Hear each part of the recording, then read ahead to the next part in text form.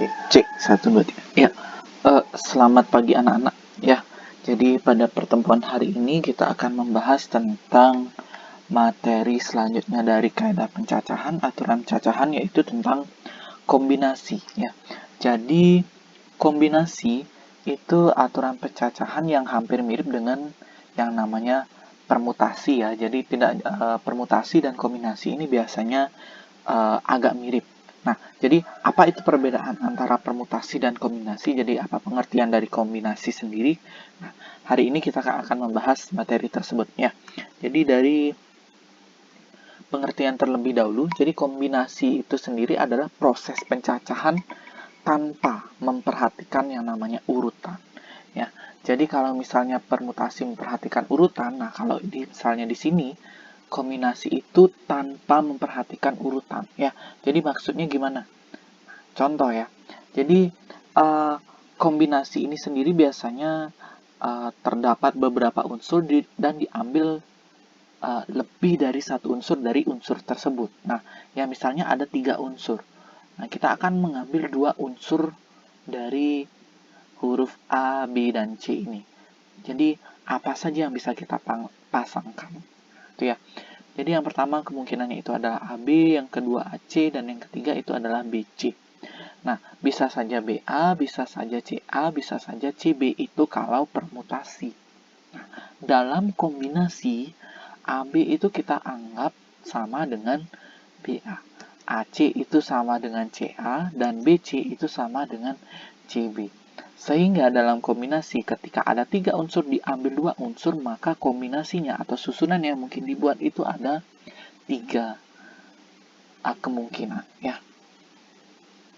Nah, tadi sudah sedikit pengertian yang dibahas, penyusunan R unsur yang diambil dari N unsur tanpa memperhatikan yang namanya urutan. Kemudian rumusnya sendiri. Nah, rumusnya sendiri dari kombinasi itu adalah dari N unsur diambil R unsur itu adalah N faktorial per N dikurangi R faktorial dikali R faktorial. Jadi ini sedikit tambahan dari kombinasi ya, dari R faktorial ya.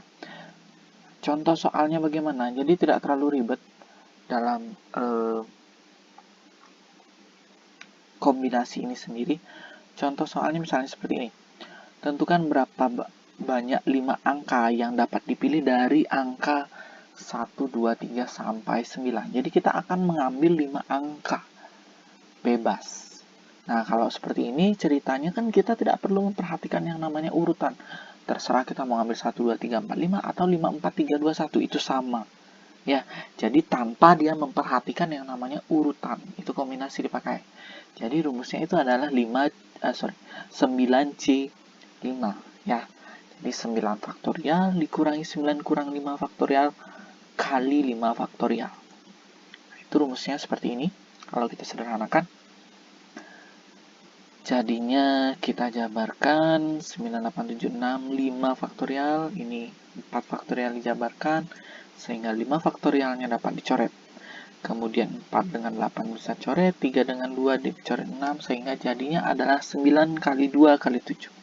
Itu adalah 126. Ya, kurang lebih kombinasi itu seputaran itu saja. Ya, jadi pengembangannya entah itu pakai aturan penjumlahan, aturan perkalian. Nah, itu nanti silahkan kalian pelajari lebih lanjut ya. Jadi materi kombinasi sendiri itu cuma sampai di sini saja.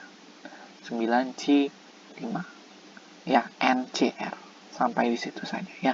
Nah, sedikit kita membandingkan apa sih itu perbedaan antara kombinasi dengan permutasi gitu ya.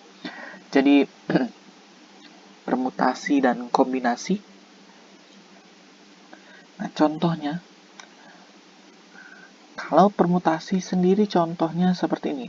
Jika ada 5 orang dan akan dipilih 3 orang sebagai ketua, wakil, dan sekretaris, itu bisa kita umpamakan sebagai yang namanya permutasi. Ya. Terus yang namanya kombinasi bagaimana? Kalau misalnya ada 5 orang, cuman dipilih 3 orang. Tanpa ada jabatan, tanpa adanya ketentuan seperti itu ya. Jadi ini yang namanya kombinasi, ini permutasi. Nah, jadi pengertiannya, kalau pengertiannya proses pencacahan yang memperhatikan yang namanya urutan. Kalau permutasi, kalau kombinasi itu tidak sama sekali memperhatikan urutan. Kemudian contoh simpelnya yang tadi ya. Nah, dari 3 unsur diambil 2 unsur, maka permutasinya itu ada 6. AB itu dianggap beda dengan BA. Kemudian BC dianggap beda dengan CB dan AC dianggap beda dengan CA. Kalau kombinasi itu dia dianggap sama. AB itu sama dengan BA, AC itu sama dengan CB, BC dianggap sama dengan CB, dan AC sama dengan CA. Sehingga ini ada 3 kalau kombinasi. Kalau permutasi itu ada 6. Ya. Nah, rumusnya